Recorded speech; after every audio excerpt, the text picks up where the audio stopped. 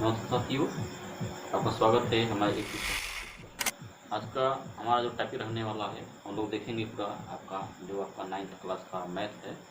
Math का पूरा syllabus हम लोग देखेंगे कि कैसे हमको कवर करना है और थोड़ा सा सिलेबस को देखते हुए हम आगे बढ़ेंगे। जैसा कि आज हम शुरू करेंगे। आज चैप्टर हमारा क्या है? Number system. क्या है? Number system. यानी पहला लेसन जो हमारा है नंबर सिस्टम है, उसको विषय हम लोग देखेंगे कैसे इसके हम लोग हर एक चैप्टर का यानी एक्सरसाइज जो है प्रश्नावली उसको क्वेश्चन बाय क्वेश्चन देखते हुए जो इम्पोर्टेंट है कि आपके एग्जाम में काम आ सकता है, उसके आधार पर हम देखते चलेंगे। ठीक है, चलिए। तो पहला क्वेश्चन हमारा है क्या कि 3 और 4 के बीच 6 परमेय संख्या क्या होगा। यानी 3 और 4 के बीच में 6 परमेय संख्याएं क्या होंगी। 6 परमेय। तो कैसे इसको हम लगा लेंगे, तो चलते हैं हम लोग देखेंगे सरल तरीके से कैसे हम हल करेंगे इसको, कि आपको बिल्कुल एकदम ध्यान से इसको समझिए और आपका एक बार यदि समझ लेंगे तो आपको क्वेश्चन बार बार गलती होने का चांस नहीं रहेगा। ठीक है, तो चलिए। जैसे बोला क्या है आपको, परिमेय संख्या। क्या पूछा है? परिमेय संख्या। तो कैसे निकालेंगे हम? तो पहली बात आती है परिमेय संख्या क्या होता है। परिमेय संख्या क्या होता है? तो परिमेय संख्या का मतलब क्या होता है? P upon Q. P upon Q के रूप में जितनी भी आपके नंबर होते हैं या फिर डिजिट होते हैं वो सब क्या कहलाते हैं? आपके परिमेय संख्या। परिमेय संख्या। लेकिन इसमें एक बात आती है कि जो आपका डिनोमिनेटर है यानी आपका हर है, हर आपका बराबर जीरो नहीं हो सकता। जीरो क्यों नहीं हो सकता? क्यों नहीं हो सकता समझते हैं थोड़ा सा। तो मैंने बताया परिमेय संख्या यानी ई अपान क्यू। ई अपान क्यू के रूप में यदि मैं लिख रहा हूँ तो यहाँ पर क्या कहलाएगा? परिमेय संख्या। क्या? परिमेय। लेकिन इसमें से थोड़ा सा आपका डिफरेंट होता है क्या कि क्यू यानी Q equal to does not zero. Q equal to does not zero यानी क्यू की जगह को मैं जीरो नहीं रख सकता। नहीं रख सकता। क्यों नहीं रख सकता? क्योंकि यदि मैं रखता हूँ P upon Q equal to zero रखूँगा, इसका मान आपका इन्फानाइट आता है। क्या आता है? इन्फानाइट, अनंत आता है। ठीक है, तो बात इससे है कि जो अनंत आ रहा है इससे आप निर्णय या डिसाइड नहीं ले सकते। निर्णय या डिसाइड नहीं ले सकते कि जो परिमेय संख्या मैं लिख रहा हूँ वह कितना हो सकता है, वह कितना हो सकता है, यानी अनंत हो सकता है। इसलिए मैं आपका क्यू इक्वल टू यानी आपका डिनोमिनेटर है, आपका डिनोमिनेटर है जो इसको मैं जीरो नहीं ले सकता। ठीक है, आई होप बातें समझ में आई होगा। यहाँ पर बात आती है पी। पी इक्वल टू हम क्यों पी इक्वल टू जीरो ले सकता हूँ। जीरो ले सकता, क्यों ले सकता हूँ? क्योंकि क्यों ले सकता हूँ? क्योंकि इसके जगह पे यदि मैं जीरो रखता हूँ आप जानते हैं किसी शून्य में यदि किसी डिजिट से या नंबर से आप डिवाइड करेंगे तो आपका आंसर क्या प्राप्त होता है? जीरो। क्या प्राप्त होता है? जीरो। यानी किसी नंबर, मान लीजिए मैं कोई नंबर रख रहा हूँ, मान लीजिए 4 2 कुछ भी रख रहा हूँ, कोई नंबर या डिजिट रख रहा हूँ, तो आप डिवाइड करेंगे, क्या करेंगे? डिवाइड करेंगे तो आपको जीरो आंसर प्राप्त होता है। इसका मतलब ये है कि जीरो जो है एक आपका परिमेय संख्या है। क्या है? जीरो एक परिमेय संख्या है। ठीक है, यानी मान लीजिए मैं अब ये है आपका जीरो, जीरो को मैं परिमेय संख्या क्यों कह रहा हूँ?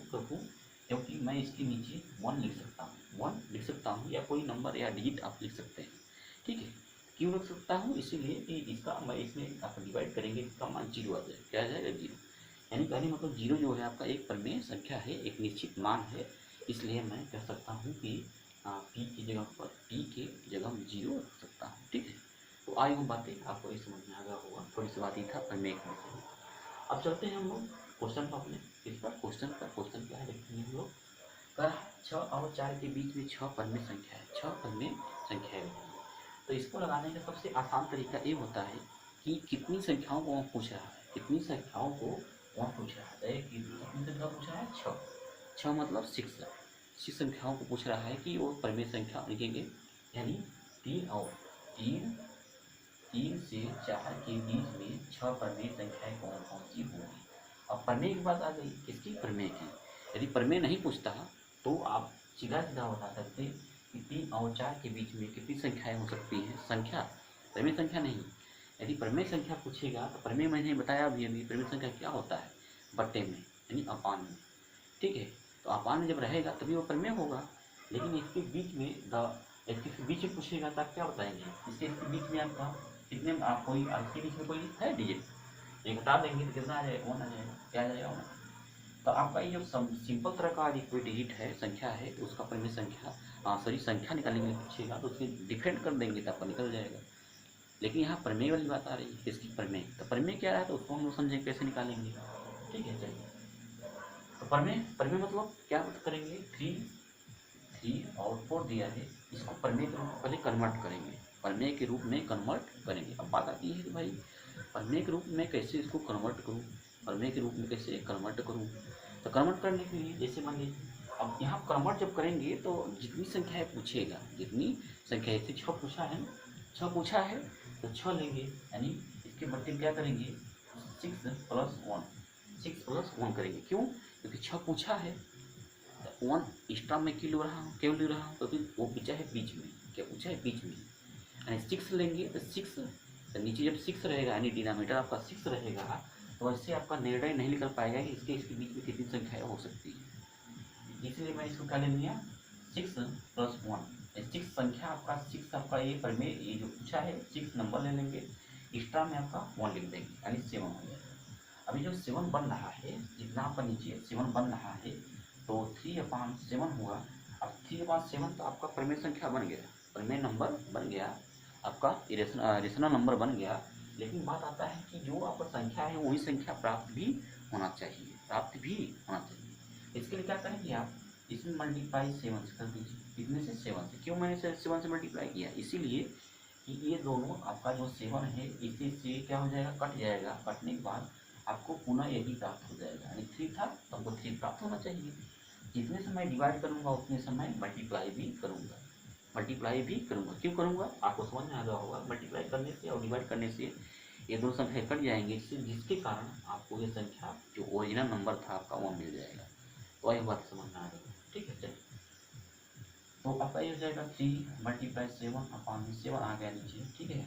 इसका मल्टीप्लाई कर देंगे, क्या आ जाएगा आपका 21/7, 21/7 ये तो हो गया इसके लिए।